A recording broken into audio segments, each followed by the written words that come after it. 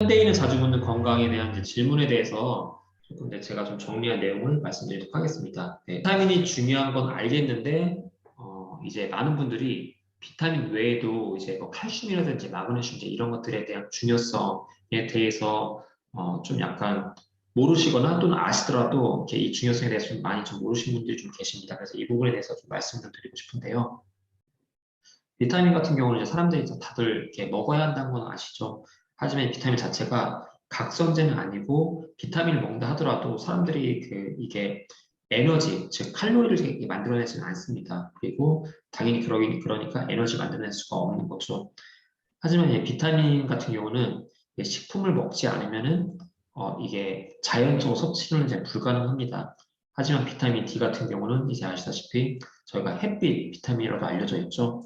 그래서 이제 저희가 30분 이상 그 햇빛에 노출되는 그때부터 비타민 D를 저희가 만들어낼 수 있는데 다른 비타민들을 만들어낼 수가 없습니다.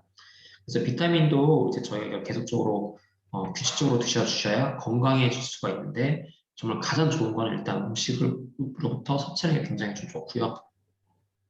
그런데 여기서 미네랄이 없으면은 비타민이 제 기능을 하는 게 되게 굉장히 힘듭니다.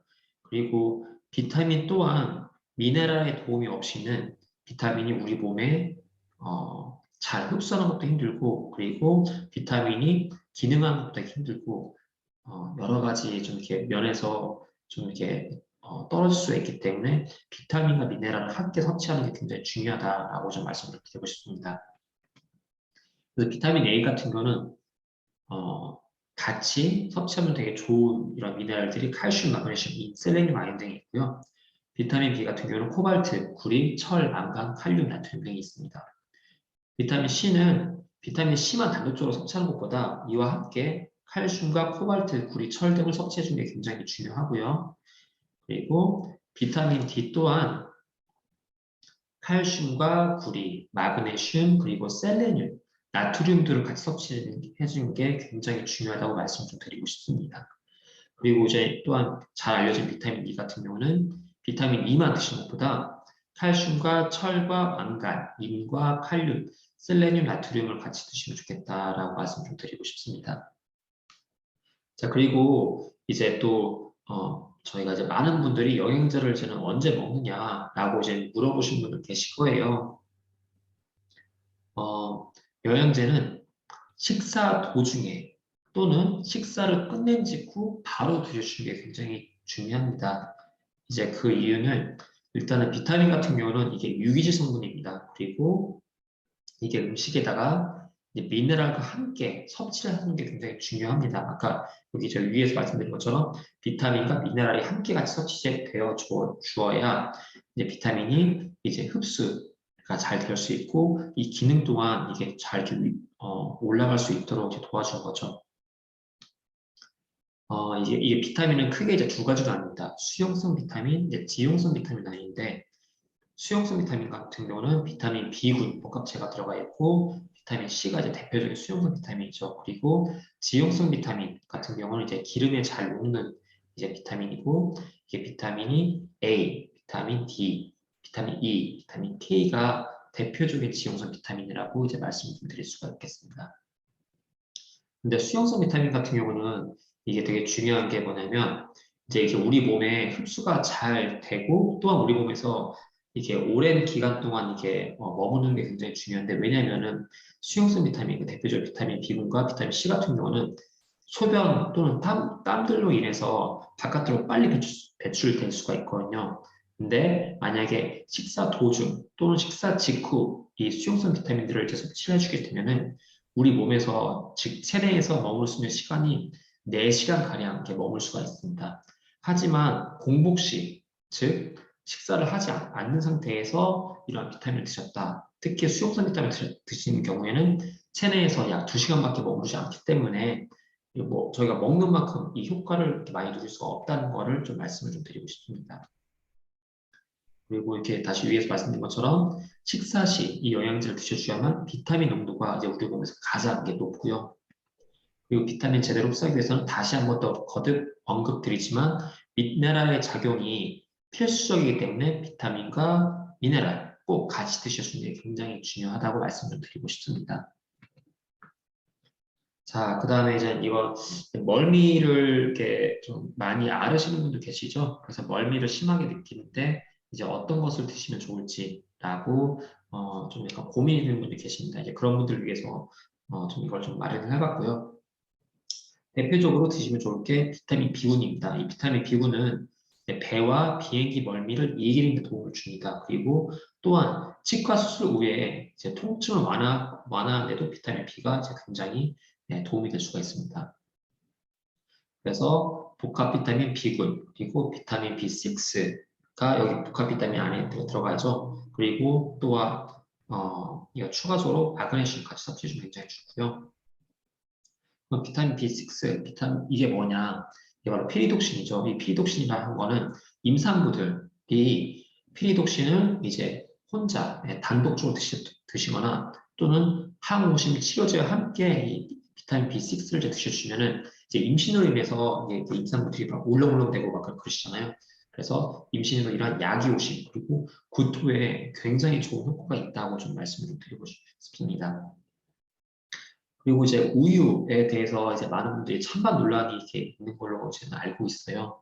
이제 과연 우유가 좋은 식품이냐, 또는 뭐 이게 건강에 안 좋은 식품이냐라고 이제 좀 이렇게 이렇게 말씀을 하실 수 있는데, 이제 여러 가지 이제 좀 이렇게 논문들이 있는데 이제 그 중에 좀 우유가 좋지 않다라고 하는 이제 그런 내용들을 보면은 합성 비타민 D가 함유된 우유. 우유들은 보면은 합성 비타민 D 또는 이제 비타민 D가 이제 추가되어 있다고 하는데 여기서는 이 비타민 D가 추가되어 있는 게 합성입니다. 그래서 이런 합성 비타민 D가 함유된 우유들은 슈퍼마켓에서 파는 이제 거의 모든 우유이고요. 이런 우유를 이제 섭취할 때 우리 몸에서 마그네슘을 이제 바깥으로 배출을 할 수가 있습니다. 그리고 인과, 황과 같은 미네랄을 함유한 산성식품이 바로 이 우유인데, 이 우유를 지속적으로 섭취를 해주시게 되면은 저희 알칼리성 그리고 미네랄인 칼슘과 마그네슘이 이제 우리 몸에서 계속적으로 이제 빠져나갈 수가 있게 됩니다. 그리고 이제 우유 같은 경우는 이게 칼슘과 인들이 굉장히 많이 들어가 있는데 사람 젖에 비해서 이제 칼슘이 무려 4배나 들어가 있고 인과 같은 경우는 무려 6배나 이제 들어가 있습니다. 그리고 칼슘이 이제 저희가 과잉으로 이제 드셔주게 될 때는 오히려 이게 우리 몸에서 마그네슘이라든지 아연, 철분 등의 미네랄들이 우리 몸에 잘 흡수되는 것을 방해를 할 수가 있습니다. 네. 그 다음에는 이제 이게 마지막 두 번째 슬라이드인데요. 이제 유전자 변형을 한 식품을 먹어도 안전할지에 대해서 이제는 그런 질문을 해줄 수가 있으십니다. 유전자 변형 식품 또는 GMO라고 이제 알려져 있기도 하죠. 1998년도에 외국에 있는 한 연구팀이 이 GMO, 즉 유전자 조작을 한 식품의 DNA를 이제 임신한 쥐에게 이제는 투여를 하는 실험을 진행했습니다. 그래서 이 실험에 진행한 결과에 대해서 이제 여기 지금 이 사진을 이렇게 보시면요.